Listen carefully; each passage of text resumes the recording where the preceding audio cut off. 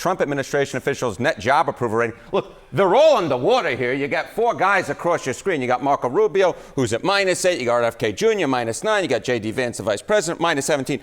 But who takes the cake here? Look at this. Pete Hegseth, as I said, the lowest of the low, 22 points underwater. And this has been something that's been going on throughout the entire administration. He has been underwater in every single poll that I could find. That is his job disapproval rating being above his job approval rating, and Iran has not happened. The comparison to Rubio here is really apt because they're both seen as involved with the war in Iran. Correct. But Rubio's -8 and Hegseth -22. Yeah, Rubio is the one who, relatively speaking, has come out smelling like roses, especially as he looks ahead to 2028, potentially in J.D. Vance. All right, so talk about Pete Hegseth in comparison to other past secretaries of defense who may have had, shall we say, popularity issues. Yeah, the one that comes to my mind in the middle of a war is Donald Rumsfeld back in 2006, right, heading into a midterm election where it doesn't look like your party is going to do particularly well. Net popularity rating of defense secretaries at this point in midterm. Look at this, Pete Hegseth, again, 22 points underwater. This is historically low because Donald Rumsfeld, who wasn't exactly smelling the roses, he was 7 points underwater. Again, a net popularity rating in the negative underwater, but still 15 points better than Pete Hegseth. And why is this comparison in my mind so much? Is because, remember, Don Rumsfeld was essentially forced to resign after those midterm elections, after Republicans got crushed. And I think there's some question if the midterms go the way that a lot of folks think they might go, will Donald Trump's tune on this gentleman right here perhaps change a little bit? Well, we'll have to wait and see. He still has his job for now, the Secretary of Defense. How does he compare in terms of popularity to cabinet secretaries who no longer have their jobs? Yeah, okay, Johnny B. had exactly right. You know, as I said, Donald Trump has been defending Pete Hegseth.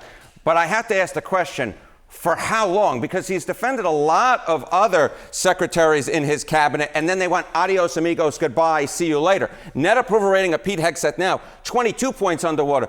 Well, Pam Bondi was only 20 points underwater before she got sent packing by Donald Trump. And Kristi Noem was 16 points underwater before she got packing by Donald Trump. And now we got Pete Hegseth, who is more unpopular than either of these two women on the left side of your screen. So again, I have to ask the question is, how long is Donald Trump going to stick by Pete Hegseth? He is currently, but these numbers suggest he might not always be. How do voters feel about the president's work on jobs? You know, these are the types of numbers that will make a lot of Republican members of Congress lose their jobs come November. You can see it right here. I mean, just look at this trend line. Trump's net approval rating on jobs. He is now 22 points underwater, swimming with the fishes, a very unlucky 22 points. That is way down from where he was at the beginning of term number 2, where he was at +9 points.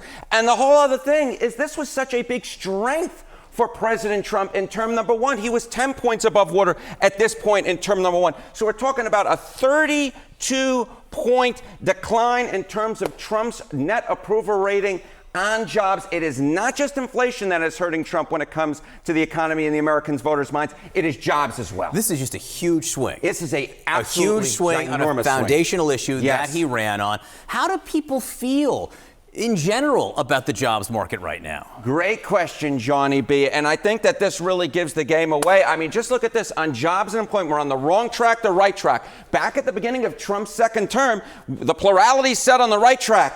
That ain't the case no more. I'll tell you this much. Look at that. That right track number has fallen significantly, down 11 points now to 29%. And that wrong track number, which was behind that right track, is now running ahead of it. Look at that number, up nearly 20 points now. The majority of Americans say that the country is on the wrong track when it comes to jobs and employment. No wonder President Trump's numbers are so poor at this point. And again, this gets to how people feel. Yes. You can't tell people how they feel. This is a matter of feelings and sentiment. This is feelings and sentiment, and you know what? That's the name of the game in politics. How do people feel about getting a job in general right now? I think what is driving this? What is driving this right track, this wrong track number to rocket on up? Well, I'll tell you what's causing it to rocket on up. Look at this. Okay, good or bad time to find a quality job. You go back just before the beginning of Trump's second term in office, the plurality, 48% said a good time. Now you had 45% saying a bad time, just running slightly behind that good time. But look at this, that bad number, again, up like a rocket. We're talking about 63% at the beginning of Q2 in 2026. And that good number, way down into the basement, now just 33%. It's a 30-point advantage and a bad advantage when it comes to finding a quality job. And again, you're dealing with sentiment here, how people feel, which is harder to get them to change. Correct. What are the prediction markets then saying about whether or not there'll be, more big layoffs in some sectors like the tech sector? Yeah, I mean, just take a look at this. This is what it is. Chance 2026 tech layoffs exceed 2025. 92% chance, according to the Kalshi prediction market. These are the types of numbers that political nightmares are made of, and it is very difficult to change voter sentiment when it seems to be so locked in this. On the negative side, you put that together with voter sentiment on inflation, that is a recipe for disaster for Republicans running in the midterm elections. And they're running out of time. Harry, thank you very much for that. Thank you, my friend. There is no debate when it comes to where people stand on AI and data centers, and simply put,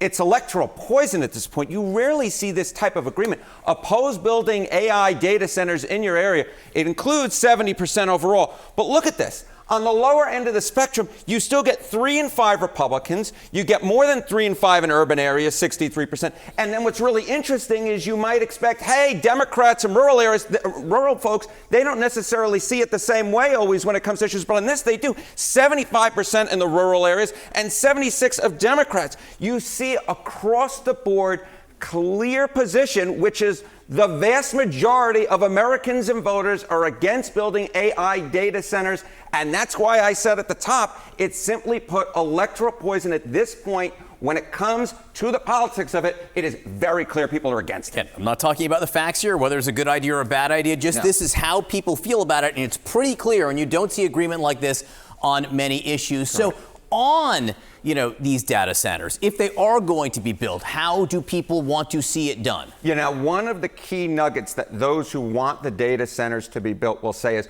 we have to stay ahead of China when it comes to tech, right? So there's a great poll question that essentially formulated this, right? Americans on building AI data centers, slowly to address local concerns, of which there have been many, or quickly to maintain the tech edge over, folks like places in China.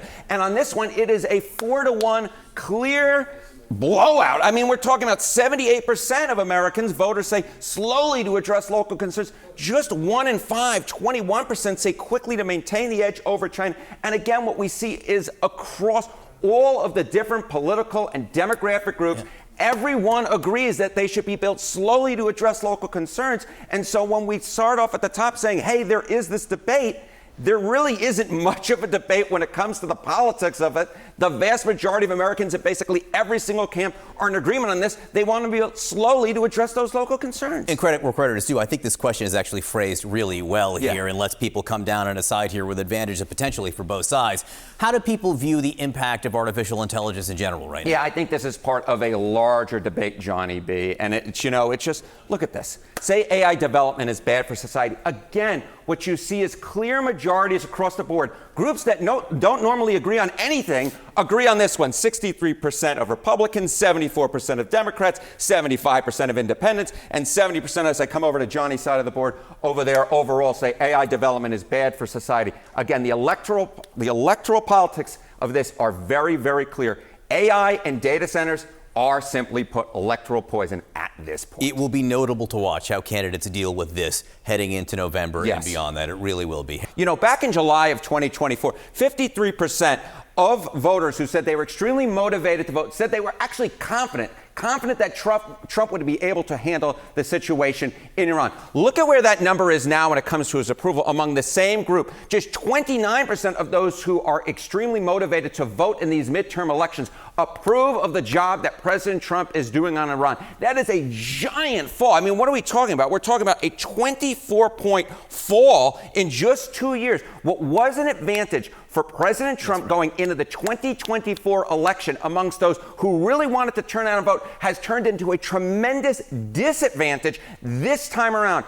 Promises were made and promises were not kept. They were broken as far as those voters were concerned. Yeah, and that's the interesting thing, because he would go on the stump and talk about Iran because it was a net positive issue for him now. Now it is a very negative issue for Republicans wish he would keep quiet about it. Okay, now foreign policy in general is an area where in the past Republicans have seen more support than Democrats. Where do things stand now? Yeah, if you see these numbers and you're a Republican running for the United States Congress in these midterm elections, you might say, hey, this won't impact me. Not the case. Just look at these numbers. Party trusted more in wars, conflicts, and terrorism. Back in January of 2025, look at this. Republicans were ahead by 18 points, a tremendous advantage. That advantage, because of President Trump, has turned into a disadvantage on a core key question that almost always favors Republicans. Now Democrats have a 2-point edge. That is a 20-point move that we're seeing towards the Democrats. Down the Republicans go because down goes President Trump. They are simpatico on this one. And if you think this is something, Harry,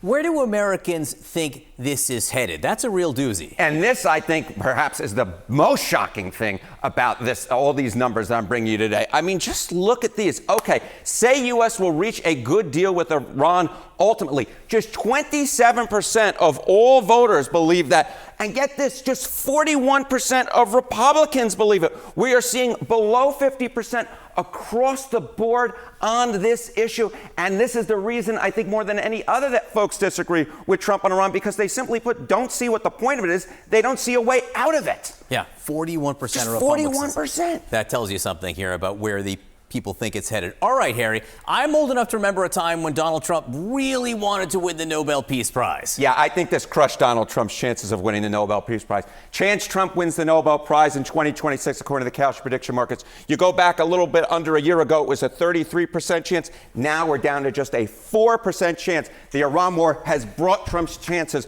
of bringing the Nobel Peace Prize down with him. I also love this photo, by the way. Yeah, 4%, a lot closer to zero than 33. And this is something that was wildly important to him at one point. Not talking about it so much now.